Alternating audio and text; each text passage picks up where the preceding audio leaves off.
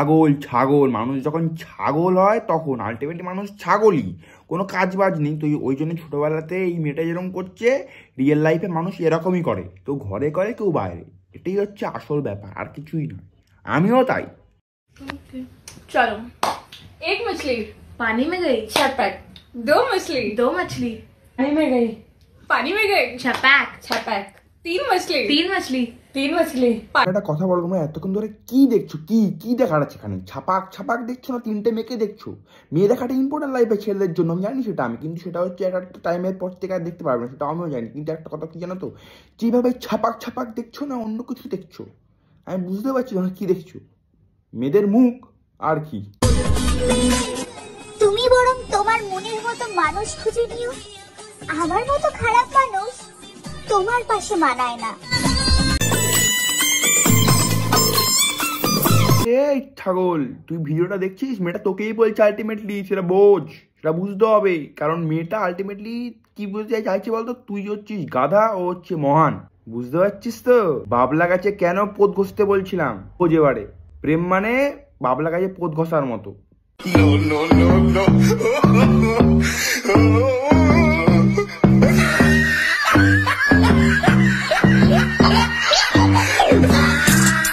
লাইফে first time উপরেও লেখা আছে যে ধোনি এরকম মিস করেছে লাইফে, এটা ফার্স্ট টাইমই আর ওটাই লাস্ট টাইমই। এরপরে আর এই ভিডিও আর দ্বিতীয়বার দেখা যাবে না, কারণ ধোনি লাইফে কোনোদিনই এরকম মিস করে না।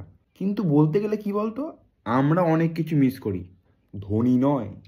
স্টাম্পিং, ওটাই বলছি। মিতি, আমি এখানে দাঁড়াবো, তুমি হালকা হালকা বরফ ছুড়বে যাতে মনে হয় স্নোবল পড়ছে, ঠিক আছে?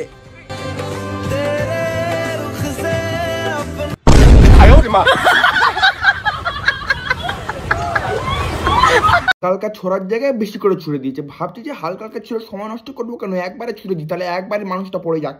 এটাই এখানে বুঝতে চেয়েছি। আলটিমেটলি আমাদের প্রচুর সময়, তাই জন্য আমরা সব ভিডিও দেখি, যেমন আমিও দেখছিলাম।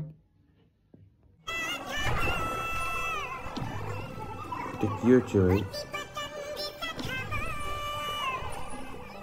এ বাবা, পুলিশটা ভাঙতে, ও মা মনে হয় ভেতরে আটকে গেছে, মারা গেছে মনে হয়, হবে হয়তো ওরম কিছু একটা। কেলো করে জেগে আছে ভাই, জেগে আছে মালটা, আধ ঘন্টা ধরে খালি ভেতরে জেগেই ছিল, এখন ডিজাইন মারছে। আলটিমেটলি এই ছেলে পেলেদের ঘুমটা ইম্পর্টেন্ট, না ঘুমালে জীবনে বাঁচবো কি করে? খাওয়া দাওয়া থাক, ঘুমটা ইম্পর্টেন্ট ভাই।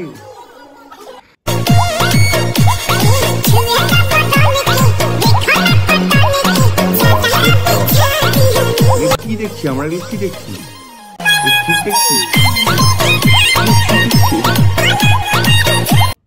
বলতে গেলে। আলটিমেটলি আমাদের যখন কাজ থাকে না তখন আমরা কি করি, কিছু কি উল্টো পাল্টা করি, মানে করতাম। এখন আমরা কি করি, হাতে ফোন চলে এসেছে, তো যা ইচ্ছা দেখলেই হলো।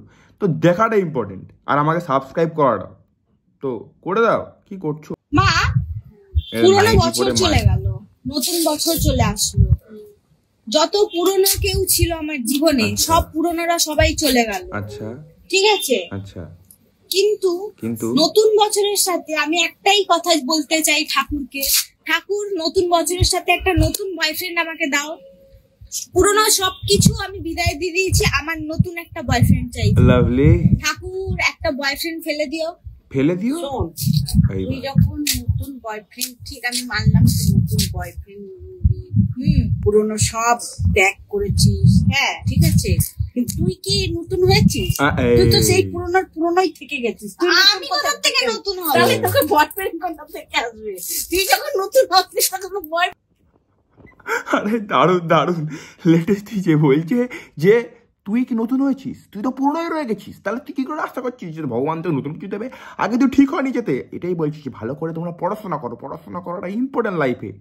ইম্পর্টেন্ট হচ্ছে জিনিসটা কি, নিজেকে ইম্পর্টেন্স দেওয়া। তুমি যা পারো করো, কিন্তু পড়াশোনা করো। এটা মা বাবারা বলে, এটা আমিও বলছি, যে ঘুরে বেড়াও, মজা করো, কিন্তু আমায় সাবস্ক্রাইবটা করো বা ফলো করো ইনস্টাতে, ঠিক আছে? তাড়াতাড়ি করো।